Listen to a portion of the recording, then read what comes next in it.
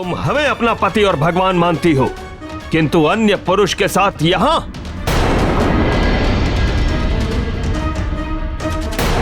रुकिए ऋषिवर, यदि आपसे प्रेम करती तो इन्हें यहां आने की आवश्यकता ही क्या थी? सत्य तो यह है कि आप सबसे घृणा करती, क्योंकि आपने इन्हें अपने प्रेम की गाथाओं से बाधित किया। शांत रहो छबीले। ये सर्वथा सत्य कह रहे हैं। हम आपकी पूजा पति प्रेम के कारण किया करते हैं,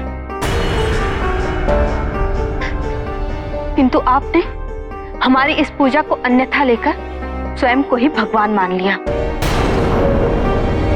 किंतु सत्य तो यह है कि आपको हमें छूने का अधिकार नहीं है।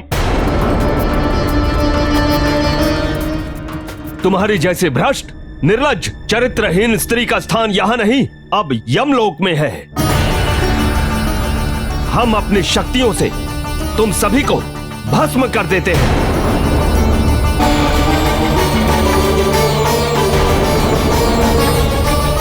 रुक जाइए, मैं ऐसा कभी नहीं होने दूंगा। सर्वप्रथम हम तुम्हें ही भस्म कर देंगे।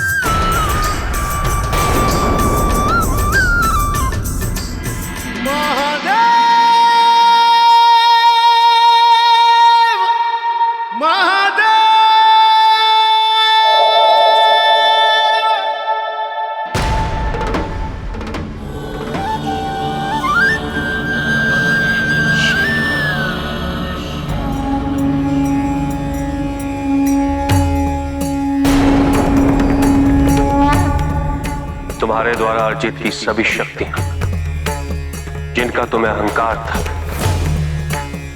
मैंने उन सभी शक्तियों को ध्वस्त कर दिया। तुम सब लोग इनका प्रयोग कभी नहीं कर पाओ।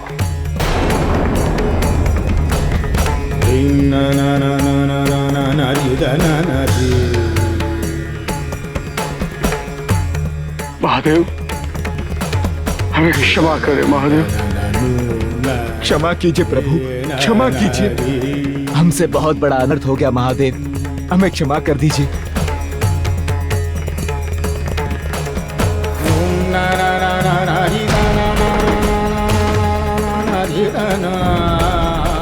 इन्हें क्षमा करें महादेव, इन्हें अपनी त्रुटियों का आभास हो गया है। मैं तुम्हारी करुणा से अत्यंत प्रसन्न हूं। स्त्री दया और करुणा का प्रतीक होती है। अतः आज मैं सारे स्त्री वर्ग को आशीर्वाद देता हूं कि मैं पुरुषों की अपेक्षा तुम्हारी पूजा से सहजता से प्रसन्न हो जाऊंगा।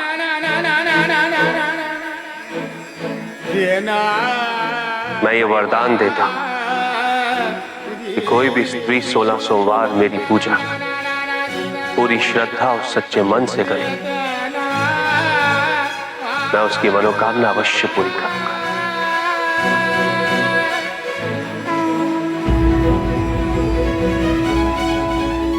और पुरुषों को यह पूजा अपने तप और कठिन परिश्रम से पूरी करनी होगी।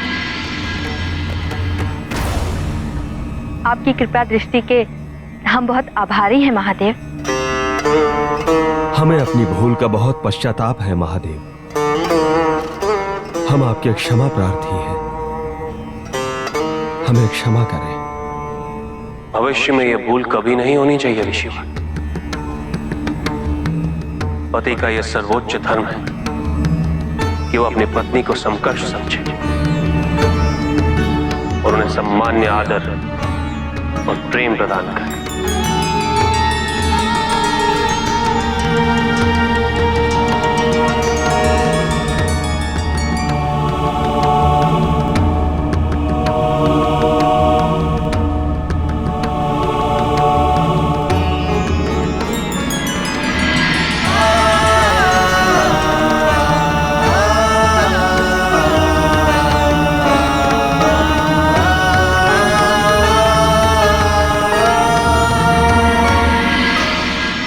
इस चुनौती में आप पूर्णतः विजयी हुए स्वामी।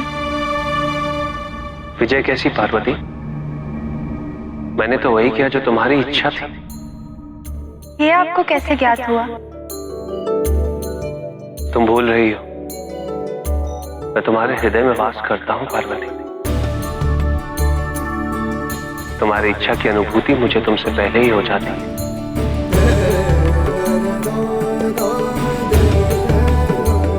अब कैलाश चले? हम अभी आपसे यही कहने वाले थे। मैंने कहा ना, तुम्हारी इच्छा की अनुभूति मुझे तुमसे पहले ही हो जाती है। आओ।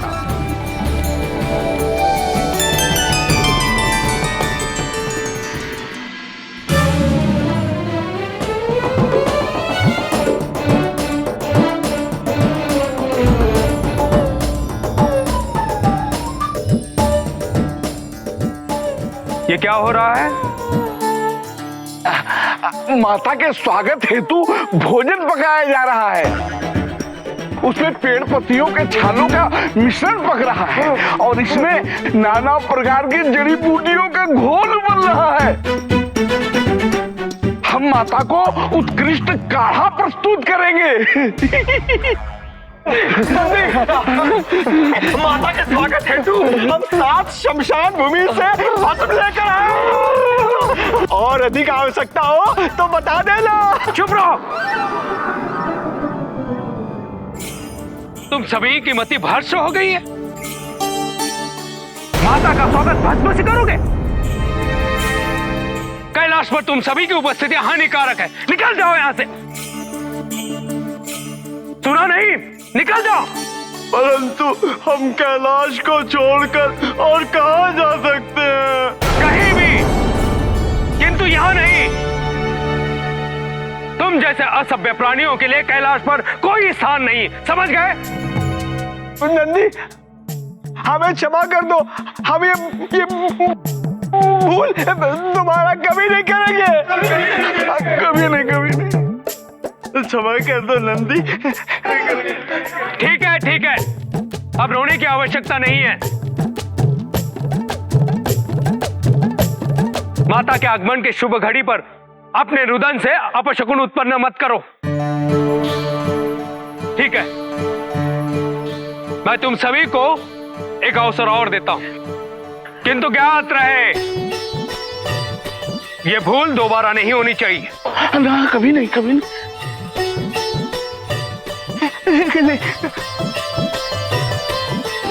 हम सभी को ज्ञात होना चाहिए कि अब हमें भोजन की चिंता करने की कोई आवश्यकता नहीं, क्योंकि हमारी माता तो स्वयं अन्नपूर्णा है। अब आप सभी को अपने व्यवहार पर नियंत्रण रखना चाहिए। अत्यधिक उत्साह में अपनी मूर्खता का प्रमाण नहीं दे देना। विवाह के समय आप सभी उपहास के पात्र ठहरे थे।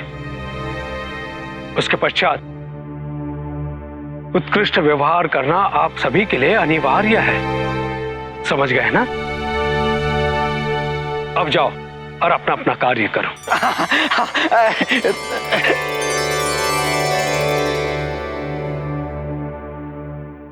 प्रभु, अब शीघ्र ही दर्शन दीजिए। अब और प्रतीक्षा नहीं हो रही। दर्शन दीजिए प्रभु।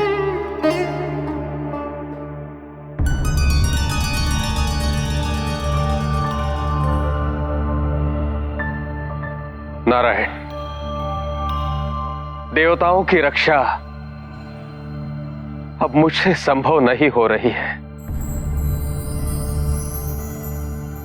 हम सभी देवता तारकासुर और रक्त बीज के आतंक से अशक्त हो गए हैं प्रभु। वो असुर हमारी मर्यादा, हमारे मान सम्मान और अहम पे गहरा आघात पहुंचा रहे हैं प्रभु।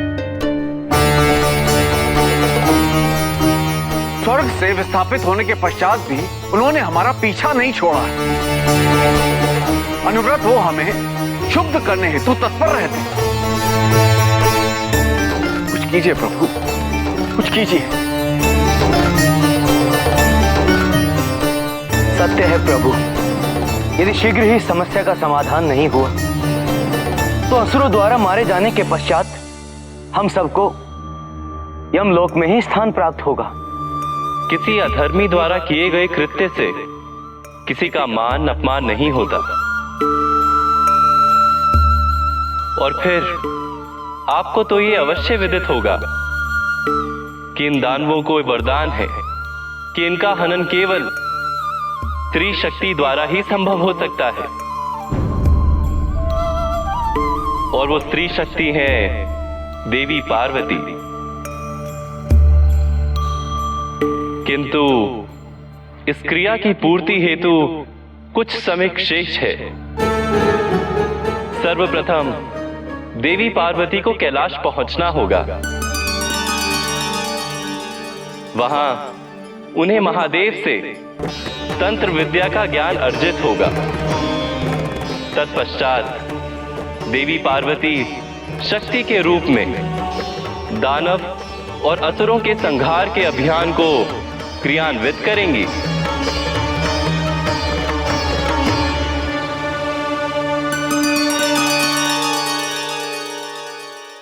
सुनो सुनो सुनो, अरे सुनो, माता पार्वती महादेव के साथ शीघ्र कैलाश पर पधार रहे।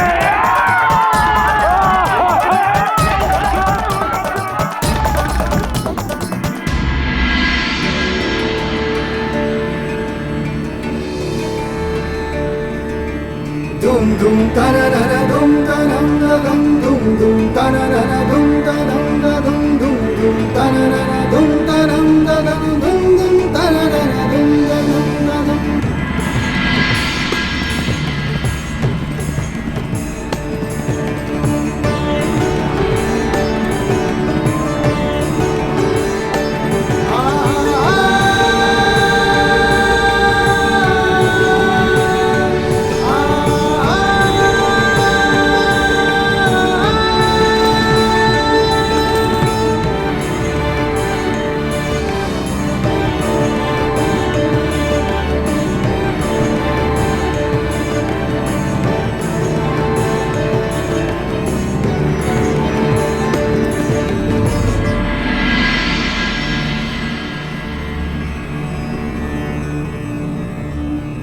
क्या हुआ पार्वती? तुम्हारी आंखों में अश्रुओं का कारण क्या है? सुख की अनुभूति स्वामी।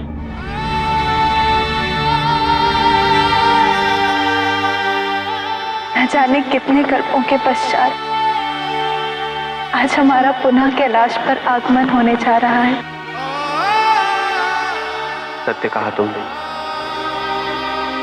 तुम्हारे जाने के पश्चात कैलाश और मेरा हृदय दोनों ही बंजर हो गए थे। हमारे जाने के पश्चात आपने भी तो कैलाश त्याग दिया था ना।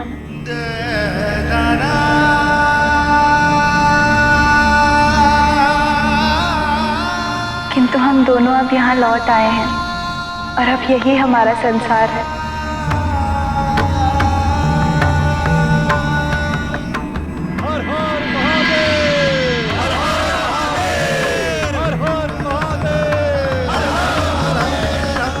आओ पार्वती, हमारा कैलाश हमारी प्रतीक्षा कर रहा है।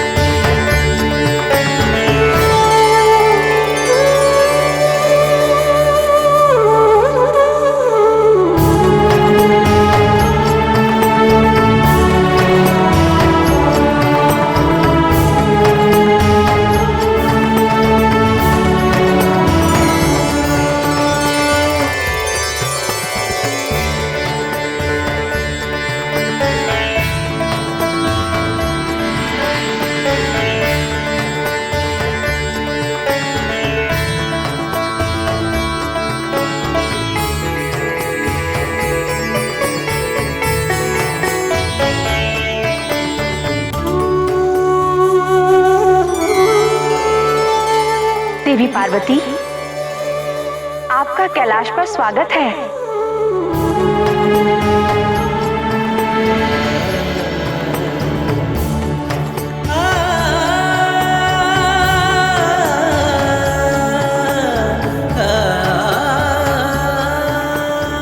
देवी पार्वती,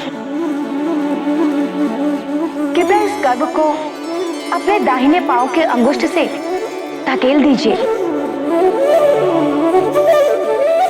तत्पश्चात इस अल्पतालिका में अपने पांव को डुबोकर आगे बढ़िए।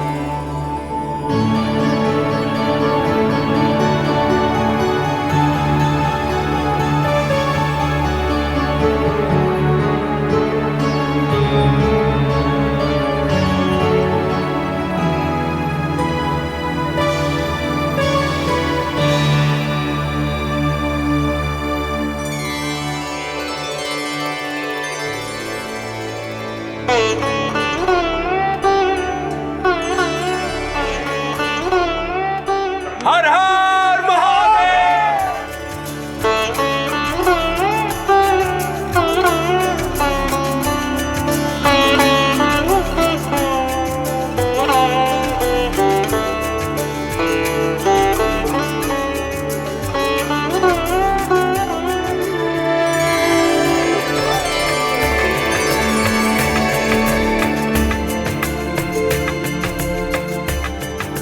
देवी पार्वती, आप अपने हस्त से यहाँ मुद्रित कीजिए।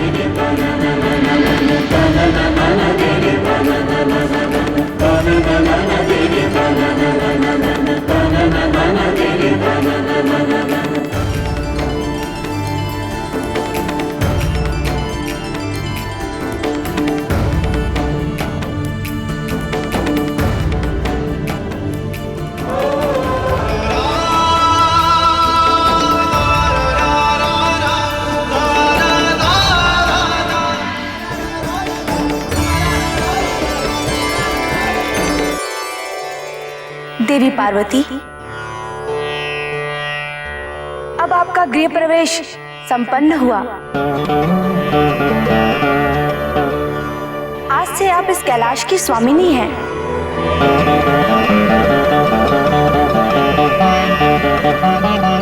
इस ओर आपका शयन कक्ष है और यहाँ गण प्रेत का आना वर्जित है। किंतु हम तो सदा महादेव के सानिध्य में रहते आए हैं।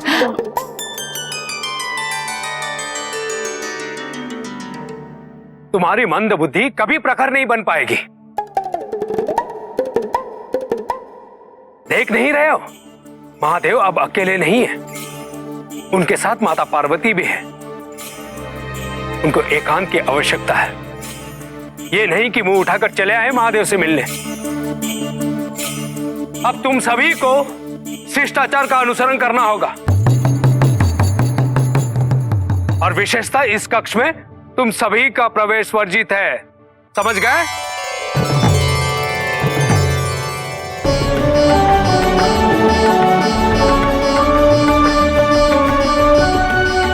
जाओ यहां से। महादेव, अब समय आ गया है कि आप दोनों समाधि स्थान धारण कर संसार को परिपूर्णता प्रदान करें।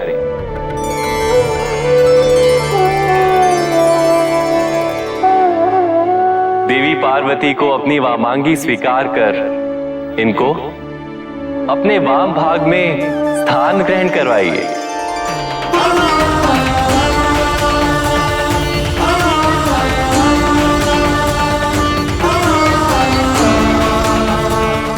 आपके ऐसा करने के पश्चात ही त्रिमूर्ति सही अर्थ में परिपूर्ण होगी।